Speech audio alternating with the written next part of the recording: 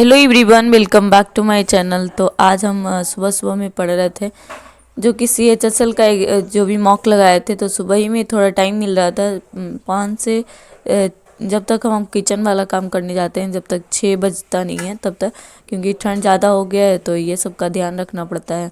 और तब हम सोच रहे थे कि सबसे पहले इसको जो रिवीजन है और जो इसमें ग्रामर का रूल है वो सब देखना ज़रूरी है, जो CGL के लिए काफ़ी इम्पॉर्टेंट है। और SSC का कोई भी एग्ज़ाम्स में इंग्लिश वगैरह जम के पूछा जाता है।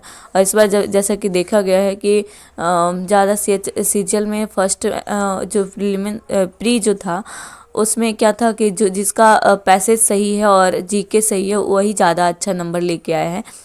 तो इस चीज़ का ध्यान रखते हुए इसको रिवीजन करना बहुत ज़रूरी है। और वो वही हम जो आज CHSL का मॉक आया है उसको लगा रहे थे, लगाने के बाद एनालाइज किए और उसको देख रहे थे। और यहाँ हमारा बाबू का बहुत ठंड बढ़ गया है तो बाबू का थोड़ा बहुत कपड़ा निकाल के लेके गए थे जो कि छठ में पहनाने के लिए, लेकिन थोड़ा बहुत और भी कपड़ा था जो कि यहाँ रखा हुआ था तो इसको निकालना भी बहुत ज़रूरी था। तो इसको निकालने के बाद और नीचे गए तो ये जानते हैं जब हम खाना बनाते हैं तो कभी 10 मिनट, कभी 5 मिनट, 2-3 दिन से हम देख रहे हैं, ऑब्जर्व कर रहे हैं कि आधा घंटा टाइम बचता है, कभी 1 घंटा टाइम बचता है और उसमें भी हमें छोटे छोटे काम को निपटाना पड़ता है। तो आज में जो छोटा सा काम था वो ये था कि हमारा जो भी साड़ी धुल के रखे थे, जो वॉश करना भी बहुत ये है, स्पेसिफिक से बहुत देखना पड़ता है कि वाइट वाला कपड़ा जो होता है वो सबके साथ अगर धुला जाए तो सब खराब हो जाता है। तो इसलिए कलर का भी देखना पड़ता है और इसको धो के एक एक को अच्छे से सुखाना, प्रेस करना। उसके बाद अपने जैसे है, हम अभी तो जल्दीबाजी में वैसे एक बैग में रख रहे हैं, फिर बाद में इसको अच्छे से जब हमें छुट्टी हो जाएगा और तब हम इसको निकाल के, या फिर कोई फंक्शन वगैरह रहेगा तो निकाल के देखेंगे। थोड़ा टाइम ही लगेगा लेकिन क्या ही कर सकते हैं। तो एक जगह रखते हैं और उसके बाद इसमें बहुत ये चीज़ के रूल का नियम रखना पड़ता है कि फनेल वाला गोली होता है या फिर लौंग वगैरह इसमें दे के रखिए तो ज़्यादा ख़राब नहीं होता है। तो ये सब को भी देखना पड़ता है। तो ये सब जिम्मेदारी है और ताकि आगे जाके दिक्कत ना हो। तो जैसे कि ये सब समेटने के बाद हमें नहाना धोना भी था और आज कॉलेज भी जाना है।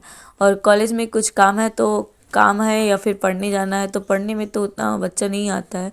तो ऐसे भी हम जाते थे, जैसे कि कॉलेज में कोई आए या नहीं आए तो हम जाते थे। लेकिन अभी थोड़ा ज़्यादा छुट्टी होने के बाद सब नहीं के बराबर में आता है।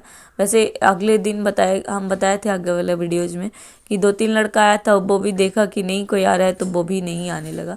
फिर अब जब कोई इम्पोर्टेंट काम रहेगा तब वो लोग फिर से उन लोग में एनर्जी आएगा और फिर वो लोग डेली आएगा।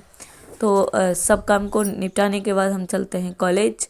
और कॉलेज में कुछ अंदर रूम में ठंडा लग रहा था तो हम क्या किए, और हमारे साथ एक और लड़की भी थी, वो भी आई हुई थी टाइम से। तो हम दोनों क्या किए कि बाहर आ गए देखने के लिए, और धूप भी लग रहा था इसलिए। तो वो बोल रही थी थोड़ा बहुत फ़ोटो खिंचवाने के लिए, तो उसका फ़ोटो खींच दिए और हम चलाए थे यहाँ, जिसमें हम बहुत सारे नेट के बारे में या GRF के बारे में बताए थे। तो वो सब हम आपको दिखा रहे थे और हम तो समझ ही लिए थे। वैसे कि ये है कि जब हम सभी लोग चला गया था घर तो आज हम बच गए थे, क्योंकि उनको आने में भी टाइम लगता है, 10 मिनट 15 मिनट टाइम लग जाता है उनको आने में। तो वो इसलिए हमें बैठना पड़ता है। तो हम पहले बता देते कि छुट्टी हो गया है और हम वहीं बैठ के अपना रिविज़न कर रहे थे। उसके बाद जब आएंगे तो हम चल पड़ेंगे। तो ये है हमें 2-3 मिनट उन लोगों से रुकना पड़ता है। वैसे उन लोग को भी ज़्यादा दूर पैदल जाने नहीं पड़ता है। सभी लोग वैसे तो बैच का जितने भी लोग हैं सब बिहार से आता है, लेकिन हम हैं जो कि यहीं से आते हैं, जो कि उसका 1.5-2 किलोमीटर आगे है हमारा घर। और कॉलेज में इतना ही अंतराल है तो हम उतना चले जाते हैं। और वो भी बाइक से जाना होता है तो कोई ज़्यादा हमें परेशानियों का सामना नहीं करना पड़ता है। और ये सब करना तो बहुत ज़रूरी है जब हमें कोर्स पूरा करना है तो।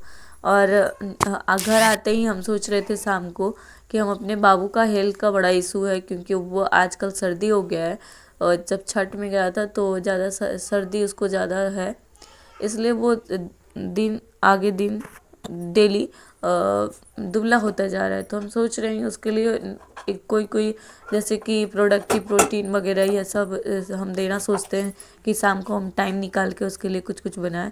तो वही हम बना रहे थे आज मसूर का दाल।